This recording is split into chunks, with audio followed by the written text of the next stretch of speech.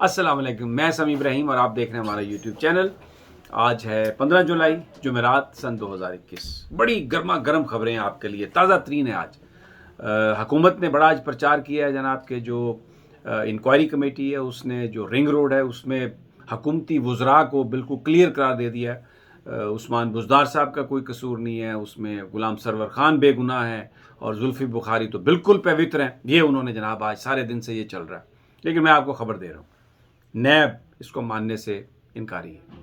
नैब के ज़राए हमें ये बता रहे हैं कि वो इंडिपेंडेंट तहकीकात करेंगे और ये जो वफाकी वज़रा हैं इनके हवाले से उनके पास इंफॉर्मेशन है, जो उन्होंने रिसर्च की है उसमें यह मुलव्वस पाए जाते हैं।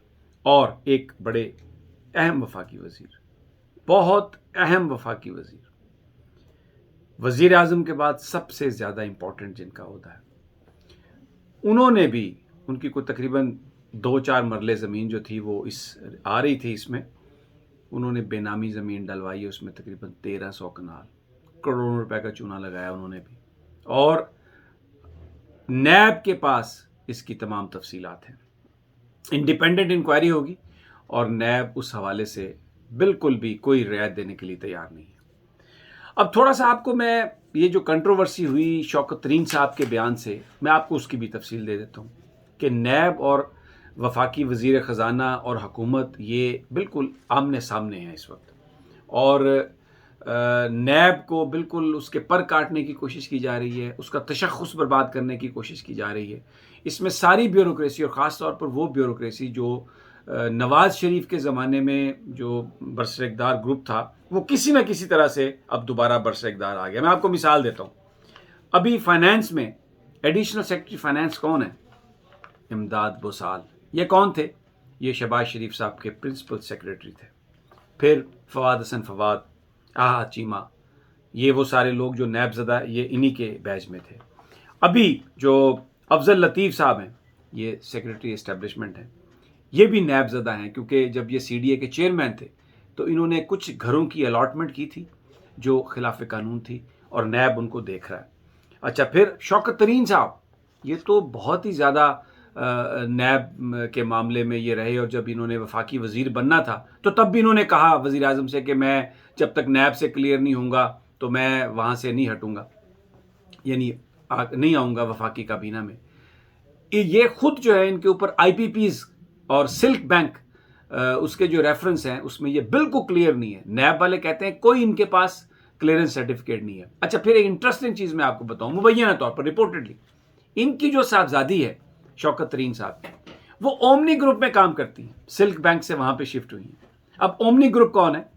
ओमनी ग्रुप आसिफ अली जरदारी का फ्रंट ग्रुप है, जिसके पास जिन्होंने 32 अरब रुपए की रिपोर्टेडली जो प्ली बार्गेन की है।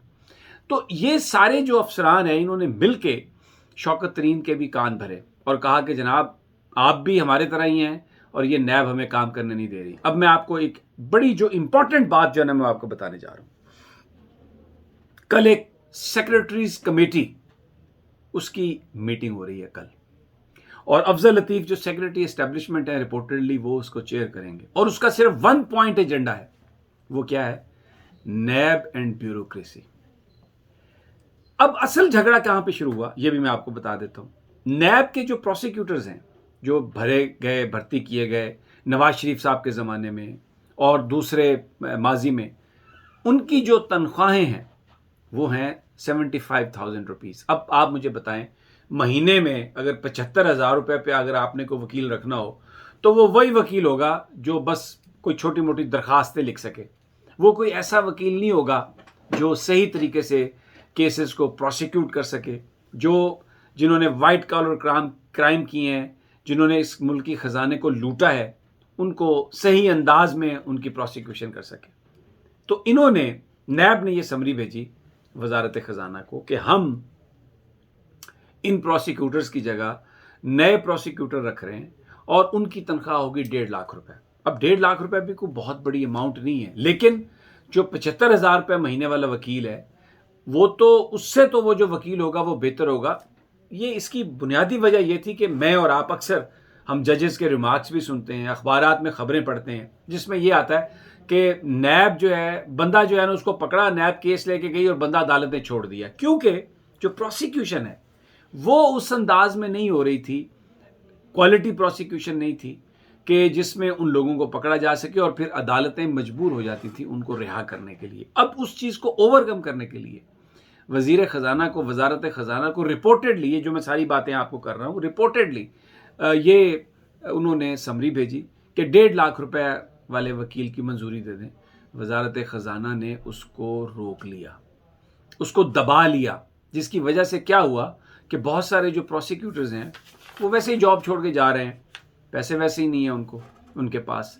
तो ये नैब ने लेकिन ये तहैया कर लिया कि हम किसी तरह भी अपना सर नहीं झुकाएंगे।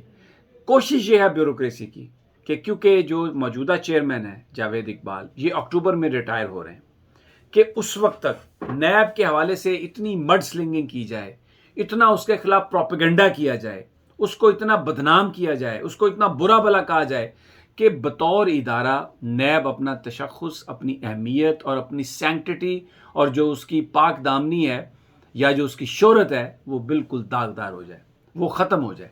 तो इसलिए ये सारा मामला, और उसमें अपोजिशन तो पहले ही तैयार है, अब इसमें हुकूमती लोग भी तैयार हैं। मैंने आपको पहले ये इसका जिक्र किया, अब ये जो सारा रिंग रोड का जिक्र किया और दूसरे कई प्रोजेक्ट्स हैं, ये सारे के सारे माल खाने में मुलव्वस हैं। आप देखें जो पेट्रोलियम प्रोडक्ट्स के मामले में नदीम बाबर साहब ने जिस तरह चूना लगाया, को तकरीबन 35-40 अरब रुपए का अपने और अपने साथियों को माल बनाया और रफू चक्कर हो गए।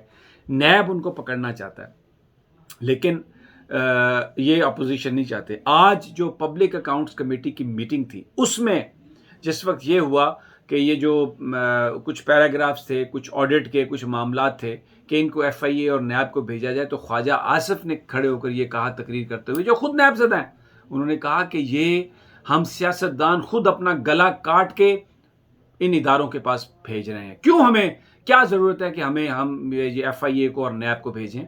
वो मुकदमे लटका देते हैं, सियासतदानों के फ़ौरन मुकदमे फ़ैसले कर देते हैं, ऑफिसर्स को छोड़ देते हैं। हम सुप्रीम हैं पार्लियामेंट, हमें कोई ज़रूरत नहीं कि हम ये जो पैराग्राफ्स हैं और ये जो मुकदमे हैं नैब और FIA को भेजें।